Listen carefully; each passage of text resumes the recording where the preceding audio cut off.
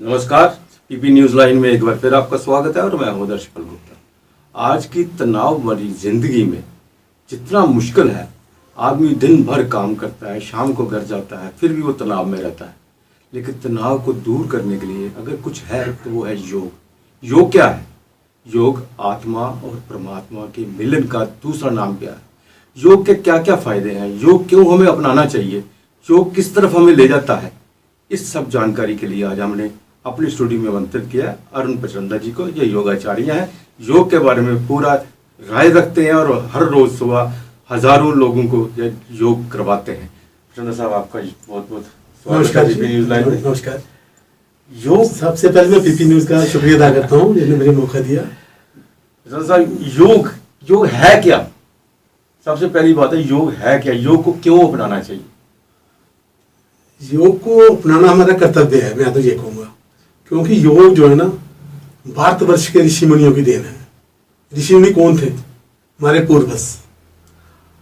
जो भी बेटा अपने पूर्वजों की प्रॉपर्टी को ज्यादा करता है उसे सुपुत्र कहते हैं, जो उसे कम करता है उसे कबूतर कहते हैं। इसलिए ये भी हमारा फर्ज है एक सुपुत्र होने के नाते कि भारतीय योग संस्थान का सदस्य हूँ, योग को ज्यादा से ज्यादा बढ़ाना चाहिए। आपने भारतीय योग संस्थान का नाम पहले लिया, सबसे इससे पहले मैं और कुछ आपसे प्रश्न करूं। अब सबसे पहले मैं भारतीय योग संस्थान के बारे में ही आपसे बात करूंगा, क्योंकि जम्मू में भी जगह जगह भारतीय योग संस्थान की शाखाएं हैं। भारतीय योग संस्थान क्या चाहता है? बिना, ये सबसे बड़ी बात है, निःशुल्क सेवा करते हैं और इतना बड़ा यूनिवर्सिटी चला रहे हैं, इतने बड़े सारे शाखाएं चला रहे हैं, किस तरह वो चला रहे हैं सब? भारतीय योग संस्थान को जन्म दिया आदरणीय प्रकाश राज जी ने। आज उनका कुदरती, मैं आया हूँ यहाँ पर, आज उनका 55वां स्थापना दिवस है। ये बहुत खुशी की बात है। सबको बहुत बहुत मुबारक देता हूँ मैं इसके लिए। ये शुरू से हमारा निःशुल्क चल रहा है जी। इसका सबसे बड़ा संकल्प ये इन्होंने लिया है, जियो और जीवन दो। जी जी। खुद भी जीने की कला सीखिए और औरों को भी सिखाइए। और देखिए उन्होंने क्या नाम दिया है, जियो और जीवन दो। तकरीबन देखा होगा आपने, जियो और जीने दो होता है। बिल्कुल बिल्कुल। जीवन दो का मतलब जीवन कौन देता है हमें? आप जानते हैं परमात्मा जीवन देता है हमें। तो उसने भारतीय योग संस्थान ने अपने शिक्षक को परमात्मा का रूप दिया है। भारतीय योग संस्थान का यही है, सर्वे भवन्तु सुखिनः, कि हम सारी दुनिया को खुश कर सकें, सारी दुनिया को सुखी कर सकें। और आप जानते हैं कि सबसे बड़ा सुख क्या है? निरोगी काया। जी जी। भारतीय योग संस्थान का यही एक संकल्प है कि हम सारी दुनिया को निरोगी कर सकें। हम ज़्यादा से ज़्यादा शिक्षक बनाएं, ज़्यादा से ज़्यादा उनमें संस्कार आए, आगे से आगे जोत से जोत चलती जाए और हम घर घर पहुंच सकें, तो हम सबको निरोगी करें, सुखी दें। कुछ संभावनाएं ऐसी बन जाती कि योग, हम शारीरिक जो आसन है उस करने से हमारा शरीर ठीक होता है, लेकिन उसके लिए तो जिम है, दूसरे व्यायाम है। लेकिन योग सिर्फ शारीरिक नहीं, आत्मा को भी स्थिर करता है। सर योग ऐसे है, जो आपने बोला ना एक्सरसाइज वगैरह बोली आपने, जो वो उन्हें बाहर वाले शरीर को तंदुरुस्त करता है। तो हमारे सूक्ष्म शरीर को टच करना, आप जैसे आपने बोला आत्मा को टच करना, हमारे मन को टच करना, हमारे दिमाग को टच करना, ये योग ही कर सकता है। ये बाहर वाली एक्सरसाइज नहीं कर सकती है। और योग का सबसे पहले जब आपने शुरू किया, जब योग का हमें धीरे धीरे योग हम जब करते हैं, सही तरीके से करते हैं, तो हमारा परमात्मा से मिलना हो जाता है, इसमें कोई शक नहीं है। हमारे विचार ही बदल जाते हैं, हमारा जीने का ढंग, रहने का ढंग, उठने का ढंग, बैठने का ढंग, खाने का ढंग सब बदल जाता है। इसमें कोई दो राय नहीं है। जी। योग को हम 3 भागों में अगर बांटें, तो पहले हम आसन करते हैं, जिन्हें आप व्यायाम भी कह सकते हैं, फिर उसमें प्राणायाम करते हैं, फिर समाधि की आता है, या योग के निद्रा में तरफ आता है। तो मैं इन तीनों के बारे में आपसे जानना चाहूँगा अपने दर्शकों के लिए। सर एक्चुअली योग ऐसे है कि योग तो 8 हिस्सों में बटा हुआ है जी। यम, नियम, आसन, प्राणायाम, प्रत्याहार, धारणा, ध्यान, समाधि। जी। लेकिन ये कलयुग है ना, इसमें आकर्षित करने के लिए योग को योगाचार्यों ने बीमारी की ओर थोड़ा कन्वर्ट कर दिया। जी जी। क्योंकि पब्लिक जो है उसके पास टाइम ही नहीं है, तो उसको कहेंगे हाँ तुम्हारी डायबिटीज ठीक हो जाएगी, तुम्हारा ब्लड प्रेशर ठीक हो जाएगा, तुम्हारा हार्ट का जो प्रॉब्लम है वो ठीक हो जाएगी, तुम्हारे घुटनों का दर्द ठीक हो जाएगा, तो वो आकर्षित होते चले दौड़ते आते हैं। जी जी। इसलिए आज हम आसन से शुरू करवाते हैं। जी। आसन प्राणायाम और ध्यान करवाते हैं बस। जी लेकिन ये पक्की बात है, जो 3 चीजें करता है ना, जी उसके बाद साथ फिर सब चीजें जुड़ जाती हैं, यम नियम भी जुड़ जाते हैं, प्रत्याहार धारणा भी जुड़ जाते हैं। तो हम तो गृहस्थी योगी बनाते हैं जी जी ताकि वो गृहस्थी भी अच्छी तरह चला सके, तो योग भी कर सके। गृहस्थ हम कैसे सही चला सकते हैं जी हम समाज का कल्याण कैसे कर सकते हैं, दुनिया का कार्य कैसे कर सकते हैं, समाज की सेवा कैसे कर सकते हैं। अगर हम तंदुरुस्त होंगे तो फिर ही हम कुछ कर सकते हैं। तो इसलिए हमारी, आपको पहले बोला, सर्वे भवन्तु सुखिनः हमारा। बिल्कुल बिल्कुल।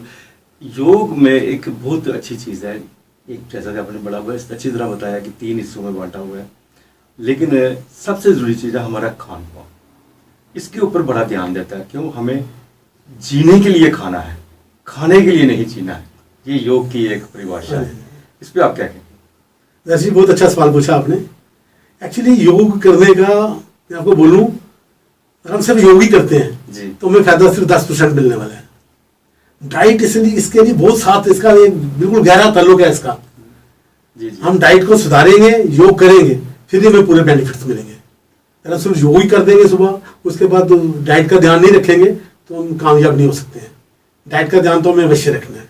जी जी जी डाइट तो हम सभी जानते हैं, हमको मीठा कम खाना चाहिए, नमक कम खाना चाहिए, मैदे की चीज़ें कम खानी चाहिए, चावल कम खाने चाहिए, ये चीज़ सबको मालूम है। लेकिन एक्चुअली योग क्या सिखाता है हमें? हमें सूरज की धूप लेनी चाहिए आधा घंटा। जी हमें जो खाना खाना चाहिए वो घर का खाना खाना चाहिए, अपनी माँ बहन बीबी बेटी के हाथों का बना हुआ खाना खाएं। उसके बाद सबसे बड़ी बात जो कहने वाला हूँ मैं, बहुत मुश्किल बात है ये, हमें हक लाल की कमाई का खाना चाहिए। जी जी बिल्कुल बिल्कुल। ये बहुत मुश्किल बात है आज के युग में, लेकिन वो खाएंगे तो हमें पूरा संस्कार बनेंगे, फिर ही हमारा परमात्मा से मिलन होगा। हम कमाई भी गलत करेंगे, उसको खाएंगे अगर, तो फिर थोड़ी दूरी रहेगी परमात्मा से। ये सही कहा आपने। आज के युग में बहुत सी ऐसी संस्थाएं हैं जिन्होंने योग को व्यवसाय बना लिया है। मैं दूसरी तरफ अगर बात करूं, आप जैसे आचार्य जो जो योग यहाँ पे सिखा रहे हैं, अपना अच्छा खासा बिजनेस है, उसमें से समय निकाल कर लोगों को योग सिखाने जाते हैं और उसके बदले में कभी पैसा नहीं लेते, उल्टा अपने ही पैसे खर्च करते होंगे पेट्रोल के और वहाँ तक पहुँचने के, वहाँ तक आने जाने के लिए सब खर्चा खुद करते हैं। जो व्यवसाय बन रहा है, योग को बेच रहे हैं, इससे योग का क्या भविष्य?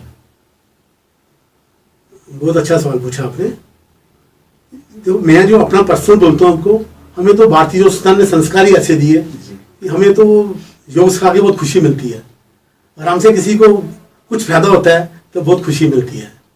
और यहाँ रहे पैसे खर्चने के बाद हमें महसूस नहीं होता। उस टाइम के अपने पे पैसा खर्च करें ना तो हमें शायद महसूस हो हम क्यों कर रहे हैं यार, इसको बचा सकते थे हम। लेकिन योग के कार्य में अगर हमारा कुछ पैसा लगता है तो हमें बहुत अच्छा लगता है। बाकी रहा ये जो टीवी में आज आ रहे हैं लोग योग सिखा रहे हैं, ये तो टोटली पैसे के पीछे भाग रहे हैं मैं कहूँगा। और ये लोगों की सेहत ठीक नहीं कर रहे हैं। जो टीवी देख के योग करते हैं लोग जी, आप उसे पर्सनल कभी आपको मौका मिले तो उनसे पूछिए, वो 90% ठीक नहीं होते हैं। बिल्कुल सही कहा आपने। वो गलत योग करते हैं। बिल्कुल बिल्कुल। प्राणायाम तो बिल्कुल गलत करते हैं, और गलत करने से क्या नुकसान ही होता है, फायदा नहीं होता है। जिस तरह ताज़ा हवा में सुबह आप आसन लगा के बैठते हैं, सारे साधक सामने होते हैं, एक एक चीज़ सिखाते हैं, और बीच में अगर कोई साधक गलती करता है तो उसकी गलती को भी सुधारते हैं। बिल्कुल ये सब चीज़ें टीवी में नहीं हो नहीं, सकती। टीवी में। अब प्राणायाम में हम क्या कुछ कर सकते हैं? प्राणायाम में हमें क्या लाभ मिलता है? प्राणायाम तो तीसरा आ गया। पहले तो हमने व्यायाम की बात की, व्यायाम से हमारा शरीर जो है उसमें स्फूर्ति आती है, फुर्ती आती है। यहाँ तक कहा जाता है कि आप मेरी बात को मानेंगे कि अगर सूर्य नमस्कार आपने 2 बार कर दिया तो सारा दिन में दूसरी आसन करने की भी जरूरत नहीं पड़ती, अगर मैं गलत नहीं हूँ। नहीं सही बात। तो अब प्राणायाम में हम शरीर को, अंदरूनी शरीर को किस तरह से मतलब उसको ठीक कर सकते हैं? सूर्य नमस्कार आपने बोला, देखो सूर्य नमस्कार अगर हम ताजी हवा में करते हैं जी, तो उसमें पूरा शरीर हमारा पाँव के नाखूनों से लेके जी, सर के बाल तक, अंगों की तो बात छोड़िए, ये भी प्रभावित होते हैं। हमारे 8 चक्कर प्रभाव में आते हैं जी, पूरा शरीर का अंग अंग प्रभाव में आता है। और उसके बाद सूरज देव से जो हमें ऊर्जा मिलती है उसका मैं आपको कुछ बता ही नहीं सकता। बहुत ज्यादा ऊर्जा मिलती है हमें। सूर्य देव जी बहुत मेहरबान है। उनकी एक कहावत है, मैं छोटी सी बताऊंगा आपको। जो उनके चढ़ने से पहले उठते हैं जी, उनको वो बहुत कुछ देते हैं। वो कहते हैं मैं घर से कुछ नहीं देता हूँ। जो मेरे उठने से बाद में उठते हैं उनसे कुछ कुछ मैं ले लेता हूँ, जी। वही बांट देता हूँ मैं। जी जी जी। इसलिए सूर्य देव से चढ़ने से पहले उठिए, सूर्य नमस्कार कीजिए, प्राणायाम कीजिए। इससे लाभ अनगिनत है, अनगिनत लाभ है इसके। बिल्कुल बिल्कुल बिल्कुल अनगिनत लाभ है इसमें। हमारी पैनक्रिया काम करते हैं यार, जो शुगर की बीमारी है अगर हम रेगुलर योग करें तो मुझे लगता नहीं वो रहती है। तो अंत में आप जो करवाते हैं हमें, उसका क्या लाभ मिलता है? मैं आपको एक बोलूं, प्राणायाम जो है ना, प्राणायाम हमारी इम्यूनिटी इतनी बढ़ाता है, कुछ कहने की बात नहीं। कोई भी चीज प्रवेश करती है, जैसे आज कोरोना वायरस ही आ जी रहा जी, है, ये बहुत महत्वपूर्ण चीज है। ये हमारे मुंह से नाक से प्रवेश करता जी है। जी। तो अगर हमारी अंदर इम्यूनिटी स्ट्रांग है, हमारी शक्ति अंदर स्ट्रांग है अगर, तो वो अंदर जा ही नहीं सकता, उधर से वापस उसे भागना पड़ेगा। और उसे घंटा 2 घंटे भाई में रुक गया तो वो उल्टे पांव भागेगा। वो कैसे होगा? प्राणायाम हम करेंगे अगर। इस समय हमें इस रोग से मुक्ति पाने के लिए कौन सा प्राणायाम करना चाहिए? देखिए, कपालभाति बहुत अच्छा है। अच्छा, कपालभाति मस्तक को चमकाना। चमकाना है, मस्तक को चमकाना है जी। ये, और सारे शरीर को बहुत लाभ देता है ये। हमारे आंतों को, पेट के सभी अंगों को बहुत लाभ देता है, इसका बहुत ही फायदा है। बाकी अभी बता नहीं सकता, अभी ब्लड प्रेशर वालों को, हृदय वालों को वस्त्रिका नहीं करना चाहिए। वस्त्रिका इसके लिए बहुत लाभदायक है। इसलिए ये मैं इसलिए बोल रहा हूँ, ये देख सुन के और किसी एक्सपर्ट के सामने करना चाहिए और उसको पूछ के करना चाहिए, ऐसे नहीं करना शुरू कर देना। शीतली प्राणायाम इस मौसम में बहुत बढ़िया है। एक प्लावनी प्राणायाम आता है मौसम बदलने में, वो बहुत बढ़िया, हमारी इम्यूनिटी बहुत बताता है। अभी सबसे बड़ी बात मैं आपको एक बताता हूँ, हमारी इम्यूनिटी बढ़ाने वाला क्या चीज है? हमारे शुद्ध विचार, जी हमारी जी जी, ये तो बहुत बड़ी पॉजिटिवनेस बात है। हमारी। अगर हमें पॉजिटिवनेस है ना, वो किससे आएगी? योग करने से आएगी। जी अगर हमारी पॉजिटिवनेस है ना हमारे, तो हमारी इम्यूनिटी बहुत बढ़ जाती है। अगर पॉजिटिवनेस नहीं है तो योग, आसन, प्राणायाम कुछ भी करिए आप, कुछ भी करने से हमें इतना लाभ मिलने वाला नहीं है। योग करेंगे किसी अच्छे अधिकारी के पास, किसी अच्छे शिक्षक के पास, हमारी इम्यूनिटी बढ़ेगी, हमारे विचार शुद्ध होंगे, हमारे जीने का तरीका बदल जाएगा, फिर हमें पूरे लाभ मिलेंगे। योग का कोई मैं बता नहीं सकता आपको, दिन से लेकर रात तक जी जी। हम 10 दिन भी लगे रहेंगे जी। तो योग के बारे में हम अंतर नहीं पा सकते ये हैं। भुजंगासन, कपालभाति करने से एज रुक जाती है, आपका फेस चेहरे पे बुढ़ापा कभी नहीं आता, क्या सही हूँ मैं? सर, बुढ़ापा लेट आता है, जी तो बुढ़ापा कैसे आता है? हम समझते हैं कि बाल सफेद हो गए, जी। बुढ़ापा आ गया, मुंह पे झुर्रियां पड़ गई, बुढ़ापा आ गया, आंखों में ऐनक लग गई, बुढ़ापा आ गया, ऊंचा थोड़ा सुनना कर दिया, बुढ़ापा आ गया। वैसे तो योग करेंगे ये नहीं होगा। नहीं होगा। आज मेरी 65 ईयर्स एज है, मैंने अभी तक ऐनक नहीं लगवाई हुई है। जी। मैं अभी 25 साल से योग से जुड़ा हूँ, 40 साल की उम्र में योग से जुड़ा था, लेकिन अभी तक मैंने ऐनक नहीं लगवाई।